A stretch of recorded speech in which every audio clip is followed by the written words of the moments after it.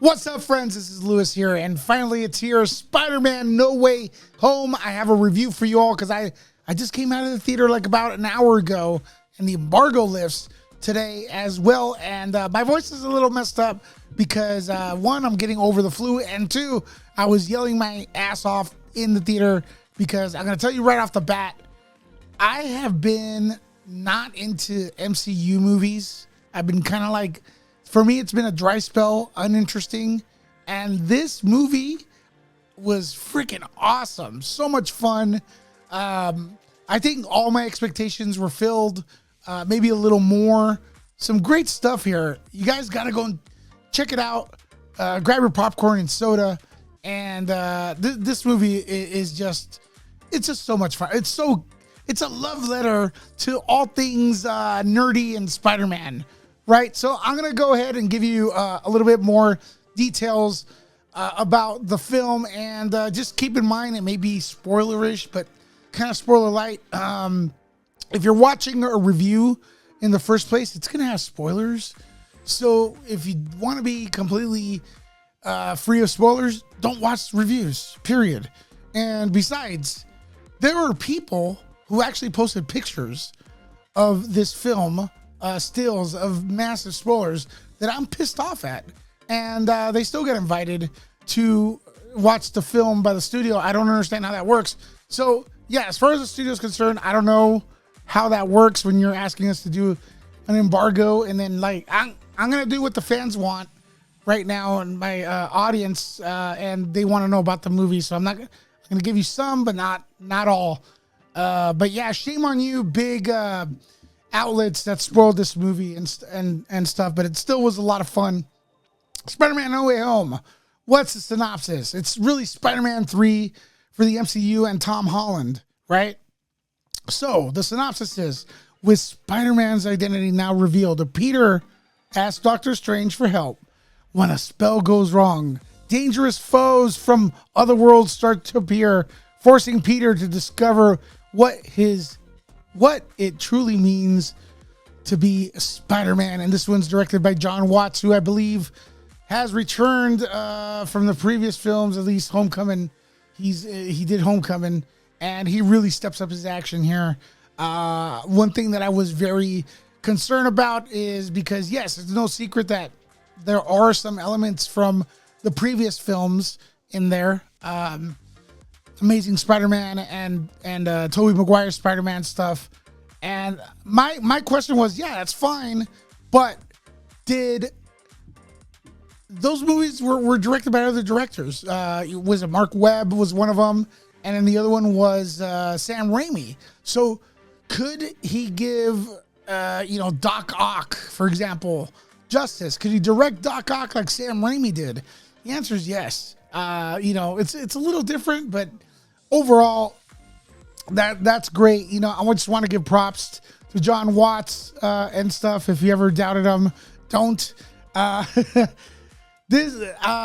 so yeah, the story, it's a little simple. If you, I had a blast with this film, and I want to watch it again.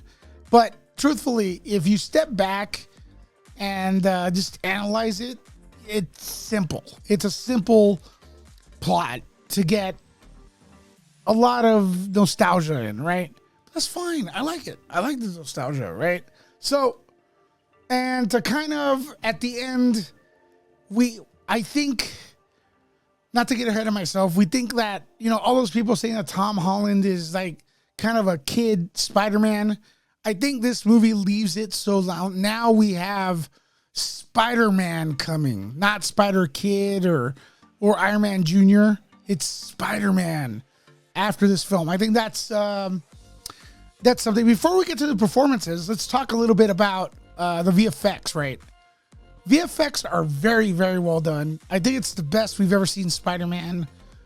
Sometimes Spider-Man stuff is very cartoony, like the flipping and stuff like that. Here, it was the best it can be. A few moments where there was a lot of things going on, and you get confused. You may get confused, but comes back into focus with the action. So VFX, cinematography, top-notch Marvel, maybe even better than usual. Music. Who did the music here? The score. I guess I should have. Yeah, the score here is just, it's phenomenal. Very heartwarming and pulls your your feels, man. Your feels. You're gonna be feeling sad, and music's on cue. It's not overwhelming, but it's there. It's distinguishable. Even during the nostalgic moments. Should I give some spoilers? Damn it, I really want to. But, I don't want to spoil it too much for you. But because apparently there's no repercussions for spoiling the movies anymore with the studios. But I don't want to give people ammo. Look, the music gives it the nostalgic feels, and it's not forced when it has to. You guys can take it from there. Whatever you think that means, let me know in the comments. Let's talk about Tom Holland. Tom Holland is Tom Holland-ish. Again, by the end of this movie, he's a little bit more mature. He gets to give us a little bit more of a heartwarming performance as far as like tearjerker. So you know what that is going to go about. MJ and him, Zendaya, I think does the best here too. She is, the relationship's mature. Let's just say that. It's more believable. You feel for them. Marissa Tomei, excellent. She does a great job. She is very important to this movie.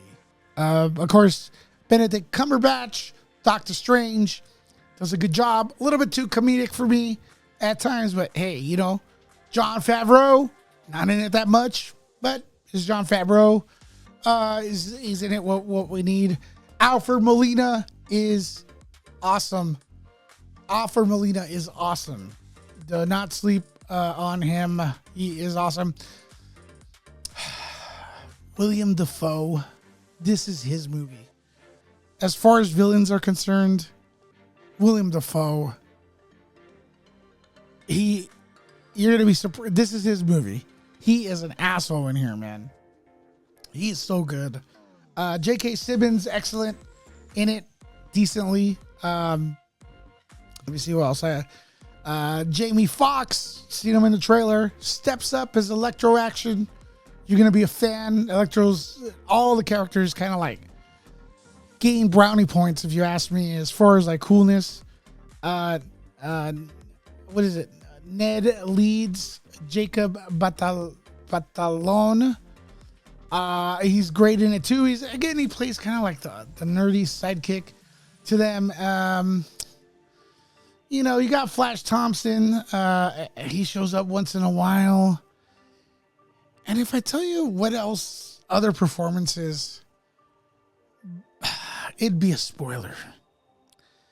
But let me just tell you, if you were worried about those characters, just say if you knew about something was coming and you were worried about a few things. Number one, let's just say in hypothetically speaking, spoiler alert, if your character that you love or maybe even liked, if you're worried they don't get screen time, there's plenty of screen time for that character we're talking about. That's a spoiler. Maybe there's a couple of them. I don't know. Maybe there's more. Do they fit into the MCU universe? Yes, big time. Little bit of a fish out of water, but still, they fit into the MCU universe. And also, shout out to Sandman, who's also in the movie. So, yeah, you saw him in the trailer, right? And they work as well. He works as well. But we're going back. Let's just say hypothetically speaking. Because if it were a spoiler, I don't know. If you're worried about it, you already know what I'm talking about. The chemistry between these characters is so good. that I think it's so good. I mean, it's not Oscar-winning stuff, but it just pulls your nerd strings, right? And I don't know if Spider-Man could go back to the way it was because we already saw this because it was so good. If you're worried about certain characters maybe not acting like they used to, they do. They do act. They catch the spirit of the nostalgia. I don't want to spoil it again, but yeah. Have I missed anything? I think that's what everyone wanted to know, kind of. Storyline is simple but very, very effective. The first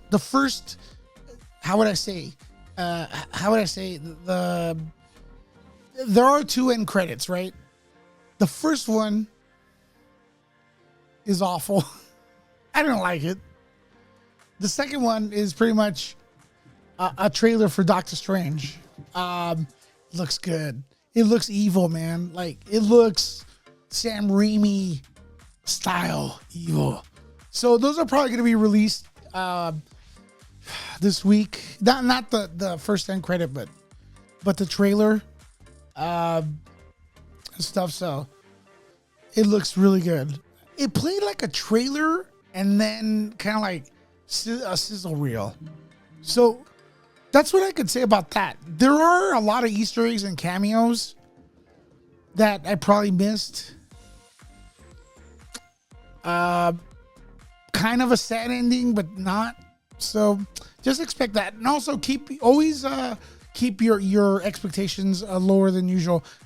That's my review. I'm gonna go live in a little bit. I may be live as you watch this for Ask Me Anything. I'm gonna keep it kind of spoiler light as well. Again, shame on you who posted those pictures before anyone could watch it, but those pictures are out. There were no repercussions for it, but it is what it is. I give this movie a 9 out of 10. Highest grade I could give to any 9 out of 10, maybe 10 out of 10. So good. This is like comic book stuff, man. This is you feel like a kid, man. You feel like a kid. I love this movie. If you like stuff like this, please sub to the Nerd Report, so channel you're watching right now. And hit me up on social media, Nerd Aleka. I'll talk to you all later.